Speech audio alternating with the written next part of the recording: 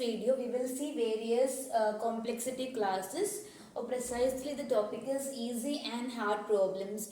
All of you might be knowing that in theory of computation and analysis of algorithms, as far as they are concerned, the problems are divided into many different categories. That is, the problems or algorithms that can be executed very fast, and the algorithms that may take much time, and the algorithms that are even not possible to solve.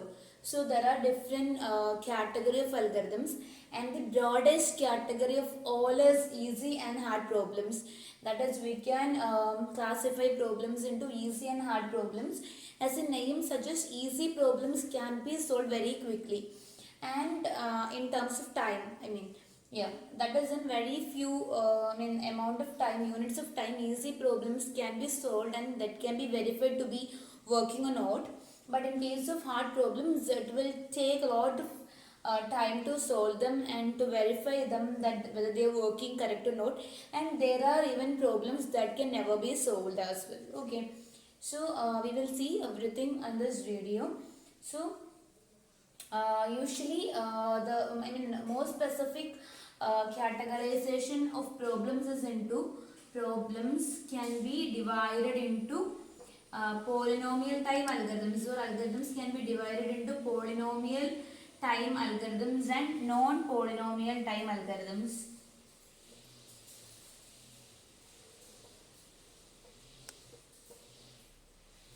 That is, some algorithms can be solved in polynomial time.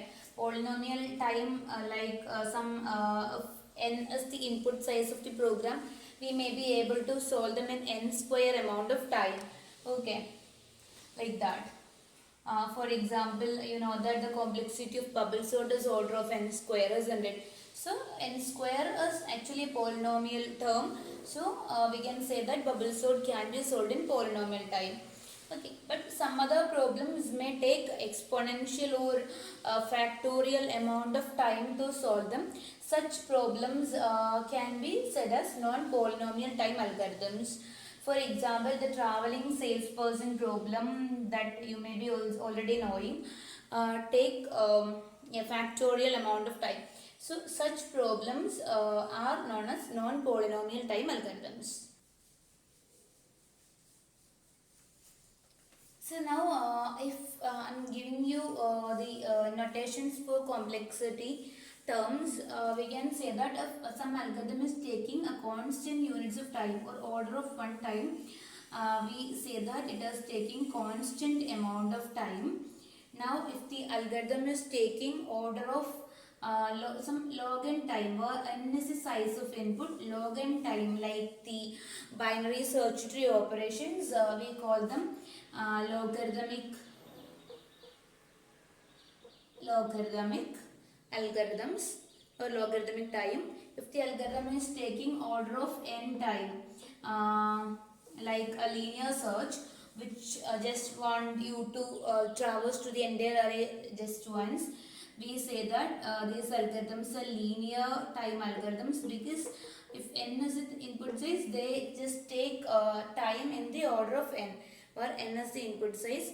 Now if some algorithm is taking n square amount of time, just like this bubble sort, most of the sorting algorithms, and like the except the divide and conquer strategy algorithms, like selection sort, insertion sort, bubble sort, and all take order of n square time. If it is like that, we call them quadratic time algorithms.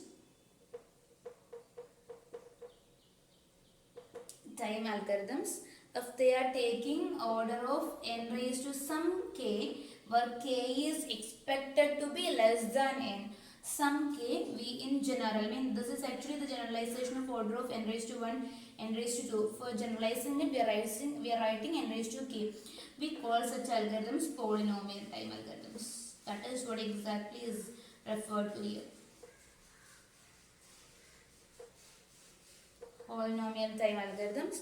Now if the algorithm is taking order of some constant k raised to n, where n is the input size and k is some constant which is definitely equal to greater than 1, we say that the algorithms are exponential time algorithms.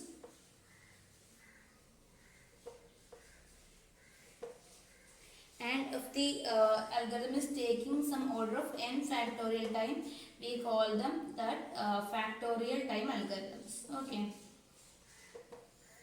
So this is the category of algorithms. Algorithms can be divided into polynomial time algorithms and non-polynomial time algorithms. So polynomial time algorithms take the time as, that is in their case, t of n can be written as some order of some constant into n raised to some k, where k is a constant and n is the input size, and this k is much less than n. Yeah. So this kind of algorithms are called as polynomial time algorithms. Example is sorting algorithms. Yeah. And so this easy problems can be solved within polynomial time.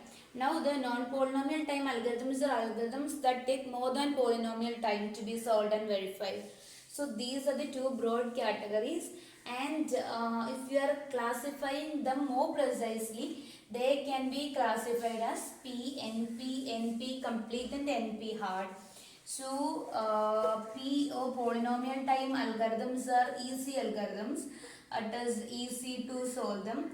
Then NP algorithms, we will see each one of them in detail. So NP algorithms have medium complexity.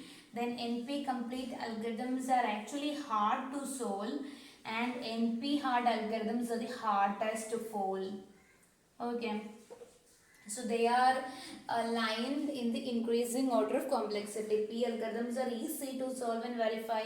NP algorithms are having medium complexity. NP complete algorithms are hard, and NP hard algorithms are the hardest. Okay, now we will see each of them one by one. The first category is polynomial time algorithm. As I have told you earlier, the computational complexity can be written, T of n can be written as order of some constant c into n raised to k, where n is the size of the input and k is the k is some constant which is definitely less than n. So for example, order of n square. Here c is equal to 1 and k is equal to 2. Okay, like this. So these are polynomial time algorithms. Their complexity will be in polynomial or even less than that. Okay. They are very easy to solve them and verify them. That is, verify that whether they are working correctly on a particular input or not. So solving and verifying them is very easy. Now the examples are all basic mathematical operations, that is addition, subtraction, multiplication, division. All basic mathematical operations can be completed in polynomial time. Basic arithmetic operation, I should say. Yeah. Basic arithmetic operations. Now testing for primacy, that is to check whether a number is prime or not. Okay, so checking whether a number is prime or not can be completed in polynomial time. Then hash table lookups, that is we can check whether a particular number is present in the hash table or not in polynomial time. Then almost all the sorting algorithms can be completed in polynomial time. Then shortest path algorithms like Dijistra's shortest path algorithms like Dijistra's algorithm, Floyd-Warshall algorithm, then Bell-Manford algorithm, all these algorithms can be completed in polynomial time. And then linear and binary search operations, linear search, binary search, all these operations can be completed in polynomial time. So these are the major algorithms or main algorithms that can be solved in polynomial time. Okay, now we will move on to the next category, that is NP algorithm or non-polynomial time algorithms. So NP algorithms cannot be solved in polynomial time definitely, because NP stands for non-polynomial. So they cannot be solved in a polynomial time, but they can be verified in polynomial time. That is, once it is solved, we can verify whether the algorithm is working correctly or not in polynomial time. Okay, so cannot be solved in polynomial time,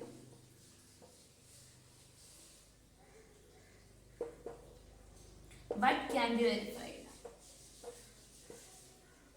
but can be verified in polynomial time. So that is the speciality of NP algorithms, cannot be solved in polynomial time but can be verified, and the complexity T of n can be written as T of n is equal to order of some C1 into k raised to some C2 into n.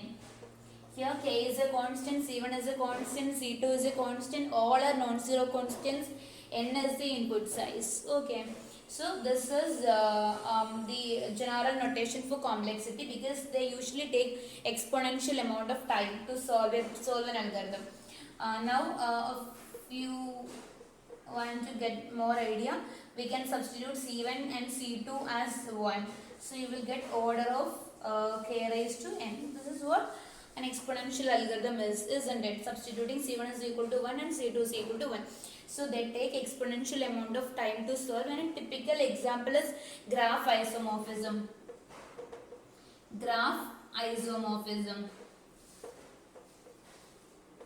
That is to check whether two graphs are isomorphic. That is to check whether two graphs are isomorphic in nature. That is whether they are having same number of edges, same number of vertices, and same vertex degrees. If they are having all these three properties, they are said to be isomorphic. So the algorithms to check whether a graph is isomorphic or not take exponential amount of time. But once it is solved, we can verify whether the answer given by the algorithm is correct or not in polynomial time. So that is all about NP algorithms. Okay. So they have medium complexity, because even though they cannot be solved in polynomial time, they can be verified in polynomial time. Now we will move on to the next category, that is NP complete algorithms. So NP complete algorithms are almost like the NP algorithms, except for a speciality that they are having. So I'll explain that. So actually NP complete algorithm, the set of NP complete algorithms already contain more than 3000 problems, and this list is still growing. That is, we have more than 3000 problems in this list of NP complete algorithms. They are actually difficult to solve. That is, they cannot be solved in polynomial time, but they can be verified in polynomial time. Okay. Now, the speciality of NP complete algorithm, or the difference of an LP complete algorithm from an NP algorithm, is that an NP complete algorithm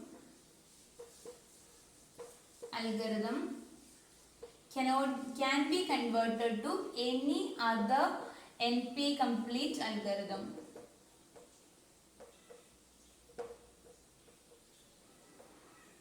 In polynomial time.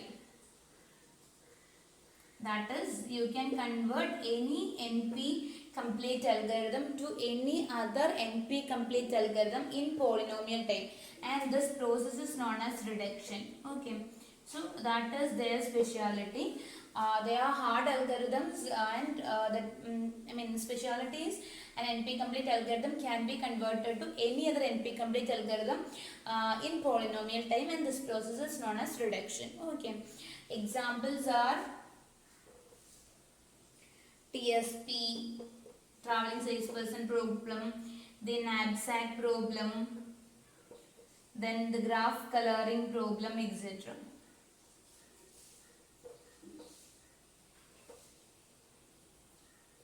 Okay. Now we will move on to the next category, NP hard algorithms. NP hard algorithms are actually, it is very hard to solve them. That is, their computational complexity is very high, and it is very hard to verify them also.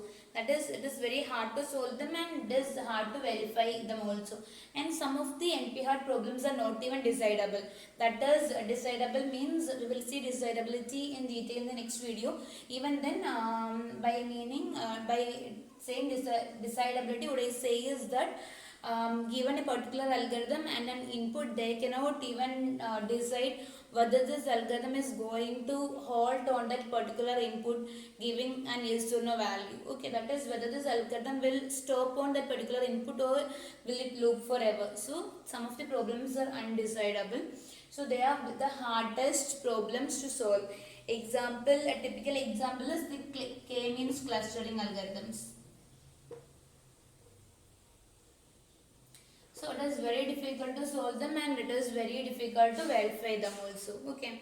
So the conclusion that we have is the P problems, the polynomial time algorithms are very easy to solve and very easy to verify. The NP, the second class NP algorithms are actually very, they are difficult to solve but very quick to verify. NP complete algorithms are difficult to solve, quick to verify, and they have the property that one NP complete algorithm can be converted to any NP complete algorithm in polynomial time using the procedure known as reduction. And NP hard algorithms are very hard to solve because it is very hard to solve them and even very hard to verify them. And some of the NP hard algorithms are even undesirable. That is, given a particular algorithm and an input, the algorithm cannot even decide whether this will stop or loop forever. Okay. So this is a small introduction to easy and hard problems. Hope you understood. Thank you.